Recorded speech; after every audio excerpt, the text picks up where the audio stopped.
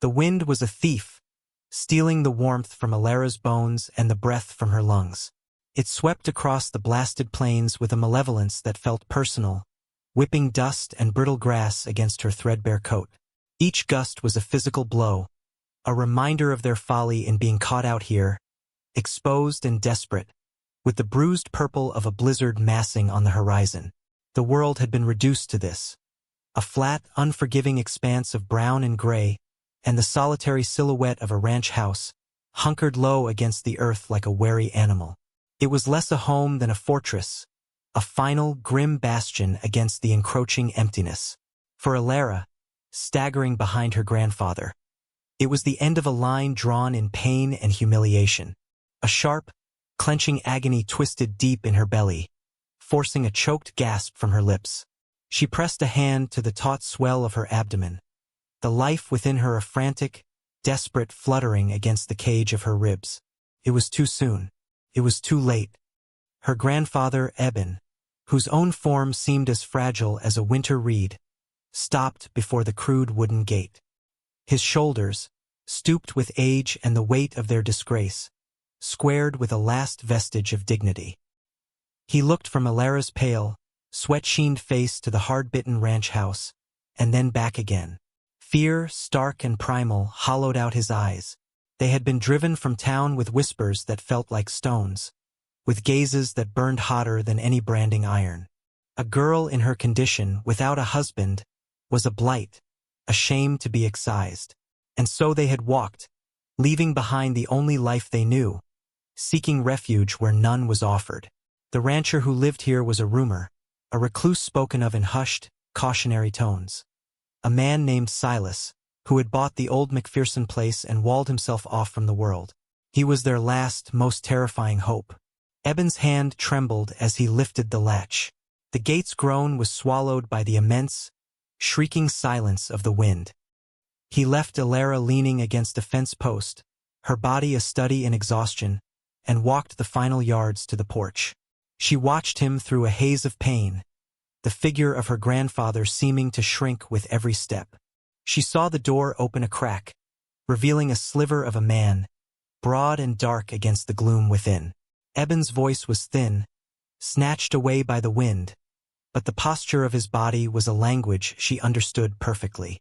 It was the posture of supplication, of a man surrendering his last ounce of pride. The door remained ajar, an impassive line of judgment. Alara felt a familiar, cold despair wash over her. This was it. Another closed door, another face hardened by righteousness. They would die out here. She and the child she had failed to protect before it had even drawn its first breath. The thought held no terror, only a profound, hollow weariness. Then the man on the porch stepped fully into the fading light. He was tall, weathered as the land itself, with a face carved from granite and impatience. He looked past Eben, his gaze landing on Alara.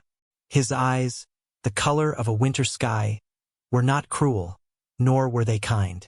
They were assessing, taking in her swollen form, the sway of her body, the terror clinging to her like a second skin.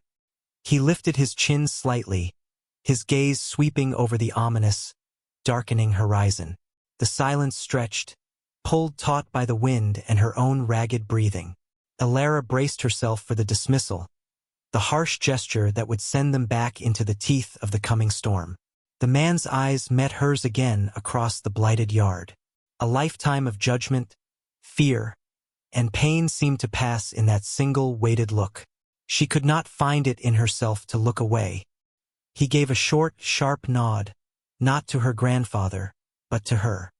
His voice, when it came, was a low rumble, rough as stone but solid, something to cling to in the maelstrom. Get inside. The words were not an invitation. They were a command, an undeniable fact. Eben turned, his face awash with a disbelief so potent it was painful to witness. He hurried to Alara, his hands fluttering around her as if she might shatter. She allowed him to guide her, her feet stumbling over the frozen ruts of the path. As she crossed the threshold from the howling wind into the shocking stillness of the house, the world tilted. The air was thick with the scent of wood smoke, old leather, and pine. A fire crackled in a great stone hearth, its light dancing over rough-hewn walls and Spartan furnishings. It was the warmest, safest place she had ever known. The door closed behind her with a heavy, final thud, shutting out the wind and the world that had cast her out. The pain came again, sharper this time, and she crumpled, her grandfather's desperate cry lost in the sudden, overwhelming quiet of the room. The rancher, Silas, moved with a disquieting economy of motion. He did not rush to her side or offer useless words of comfort. Instead, he gestured to a low cot near the hearth, its woolen blankets neatly folded. "There," he said to Eben, his voice leaving no room for argument. With her grandfather's help, Elara was settled onto the cot, the coarse wool a welcome friction against her chilled skin. The warmth from the fire began to seep into her, a slow, creeping tide against the ice in her veins. She lay watching Silas through half-closed lids, her body trembling with exhaustion and the inexorable rhythm of the life demanding its way into the world. He was a creature of this harsh landscape, his silence as vast and profound as the plains outside. He moved about the single large room, stoking the fire, ladling water from a bucket into a pot that he hung over the flames. His actions were deliberate, practical, devoid of any discernible emotion. Eben, recovering his composure, began to speak, his voice reedy and apologetic. "Sir, we have no way to repay you. The name's Eben. This is my granddaughter, Elara. We were forced from—" Silas cut him off, not with cruelty, but with an abrupt wave of his hand. He didn't turn from the fire. "Don't need the story. Saw the sky," it was a dismissal not of them, but of the empty courtesies that had no place here. Need was the only currency that mattered, and theirs was starkly, undeniably present. He brought 2 tin cups of water, handing one to Eben and placing the other on a small crate beside Elara's cot. His large, calloused fingers brushed hers for a fleeting moment. His skin was rough, but his touch was surprisingly steady. She flinched not from fear, but from the simple, unexpected human contact. For months, the only touches she had known were her own, cupping her belly in secret shame, or the accidental, recoiling brush of a stranger in the street. She drank the water, the coolness a balm to her parched throat. From her vantage point, the room was a portrait of a life stripped to its essentials. A sturdy table with 2 chairs, a shelf of preserved goods in glass jars, their contents arranged with military precision. Tools, cleaned and oiled, hung from pegs on the wall. There was no clutter, no sentiment, no sign of another life ever having shared this space. It was a shelter, not a home. Yet, in its starkness, there was an integrity, an honesty she had not found in the prettily curtained windows of the town that had condemned her. Here, survival was the only creed. As the hours passed, punctuated by the rising howl of the wind outside and the escalating cadence of her own body's labor, a strange peace settled over her. Silas spoke little, asking only brief, practical questions. "Has her water broken?" he asked Eben, his back to them as he sharpened a knife with long, methodical strokes. The sound was rhythmic, calming. "How far apart are the pains?"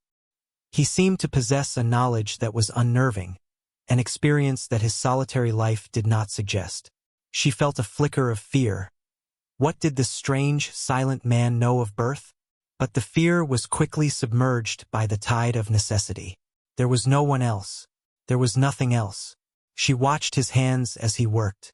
They were hands that knew hardship, that could mend a fence, soothe a nervous horse, and, she was beginning to believe, hold a life together. He never looked at her with pity. He never looked at her with judgment. He simply looked at her as a fact, a problem to be solved, a storm to be weathered. In his dispassionate competence, she found a strange sort of respect she hadn't been granted in months. The world had looked at her burgeoning belly and seen sin, a transgression to be punished. Silas looked at her and saw only a woman about to give birth in a blizzard. The simplicity of it was a profound relief. The storm outside reached a fever pitch, rattling the window panes and screaming down the chimney. But inside, The fire held steady, a defiant, golden heart against the raging dark. Silas placed another log on the flames, the solid thud echoing in the charged quiet. He was a bulwark, a wall of silent strength, and for the first time in a very long time, Elara did not feel entirely alone. She closed her eyes, gathering her strength, knowing that the greater storm was yet to come, but the terror that had been her constant companion had receded, replaced by a grim, focused determination. The world dissolved into a vortex of pain and sound. The blizzard's fury was a distant, secondary roar to the tempest within her own body. Time became fluid, marked only by the escalating waves of agony and the quiet, steady presence of the man named Silas. He had directed Eben to boil water, to tear strips from a clean linen sheet, his voice never rising above a low murmur, yet carrying an authority that was absolute. He was no longer just a rancher. He was a midwife of grim necessity, his weathered face illuminated by the flickering firelight, his expression unreadable but focused. He moved with a sureness that belied the stark chaos of the moment, his large hands gentle as he placed a folded, damp cloth on her forehead. Elara was adrift, lost in the primal, all-consuming work of her body. Her own cries sounded foreign, animalistic. And then, through the haze of her ordeal, another sound intruded. It was sharp, violent, unnatural. A heavy, rhythmic banging on the door, a sound that violated the sanctity of their fragile shelter. Silas froze, his head snapping up. The focus in his eyes sharpened into something else entirely, something cold and dangerous. Eben started, his face a mask of fresh terror. "Who?" he whispered, his voice trembling. The banging came again, harder this time, accompanied by a slurred, angry shout, barely audible over the wind.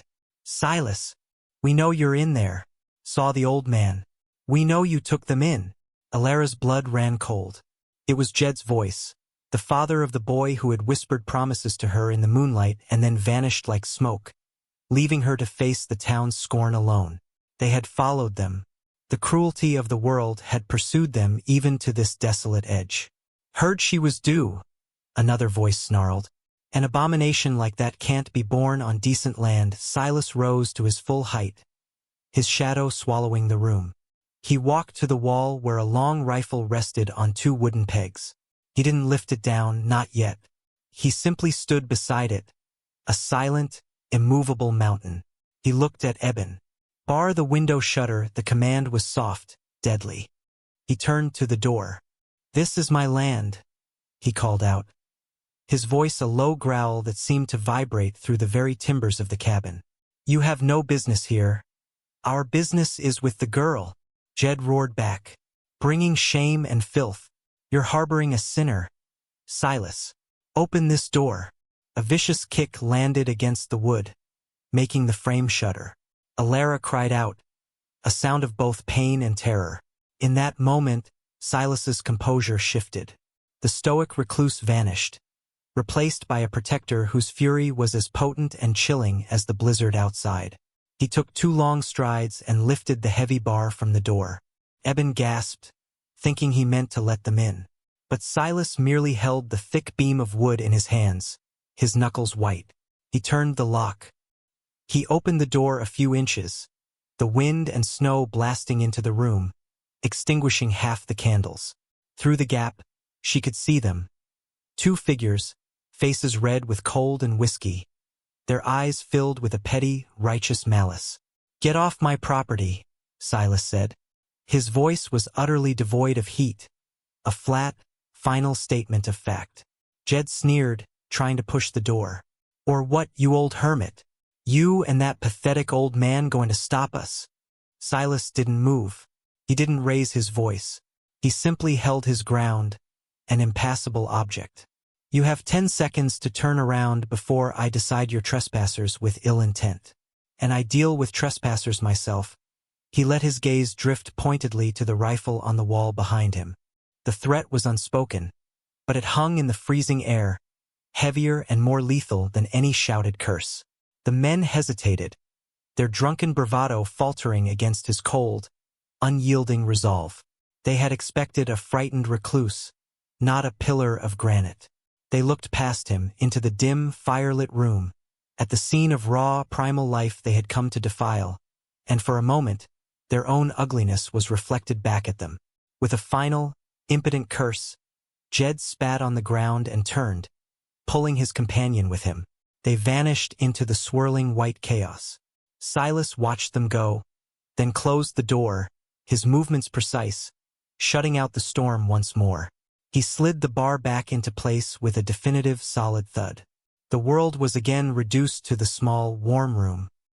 He turned back, his face unreadable as ever, and in the sudden, echoing silence, a new sound arose, thin, fragile, but utterly defiant. The first cry of a newborn child. The dawn broke over a world transformed. The blizzard had passed, leaving behind a profound, crystalline silence. Outside, the land was buried under a blanket of pristine white, the rising sun casting long, blue shadows and making the snow glitter with a million tiny diamonds. It was a clean slate, a world baptized and born anew. Inside the cabin, Elara lay in a state of weary, blissful exhaustion. The small, warm weight on her chest the most solid and real thing she had ever known. She watched the slow, steady rise and fall of her daughter's breathing, her tiny fingers curled around one of Elara's own. The pain, the fear, the shouting at the door. It all felt like a distant, fevered dream. All that mattered was this new, fierce, and overwhelming love. The cabin door opened softly, and Silas entered, carrying an armload of firewood. He moved with his usual quiet purpose, depositing the wood by the hearth without a sound. He did not look at her immediately, as if giving her a moment to herself. When he finally turned, his gaze went not to Elara, but to the small bundle she held. For the first time, she saw a crack in his granite facade. A flicker of something ancient and sorrowful moved in the depths of his eyes. A ghost of a memory, a shadow of a loss he had buried as deep as the foundations of his house. The hardness in his jaw seemed to soften for a fraction of a second. He walked to the cot and stood looking down at the baby, his large, imposing form casting a protective shadow. He reached into his coat pocket and pulled out a small, crudely carved object. It was a bird, its wings outstretched, sanded smooth by patient, calloused hands. He held it out not to Elara, but placing it gently on the blanket beside the sleeping child. It was an offering, a welcome, an apology for a world that was not always kind. "For the little one," he murmured, his voice rough with disuse. Elara looked from the tiny wooden bird to his weathered face. She finally understood. His isolation was not born of misanthropy, but of grief. He had not walled the world out. He had walled his own pain in. And in their moment of greatest desperation, they had breached those walls, not with force, but with the simple, undeniable need for sanctuary. She saw not a harsh recluse, but a man who understood the fragility of life better than anyone. Later, after Eben had woken, he approached Silas, his back straighter than it had been in months. "We are in your debt, sir, a debt we can never truly repay. But I will work. I will stay and work for you until my body gives out, to pay for your kindness." Silas, who was cleaning his rifle by the fire, merely shook his head. He didn't even look up. "No debt. The ground will be frozen for a week. Rest." The words were simple, practical, but they were an anchor. It was an acceptance of their presence, an inclusion in the quiet rhythm of his life. For now, it was more than they could have hoped for. Elara found her voice then, clear and steady, no longer the whisper of a frightened girl. She looked directly at Silas, meeting his gaze without flinching. Strength, she realized, was not the absence of fear, but the act of enduring it. Kindness was not always found in soft words, but in a solid roof, a defended door, and a silent, shared understanding. "Her name," Elara said, her voice filling the quiet space, "is Hope." Silas stopped his work. He looked at her, then at the child, and for the first time, the barest hint of a smile touched the corner of his mouth. It was a small, fleeting thing, but it was as bright and as promising as the sun on the new snow. In the quiet of the morning, surrounded by a world made clean, a makeshift family of the broken and the resilient sat in the warmth of a fire, the future an unwritten page.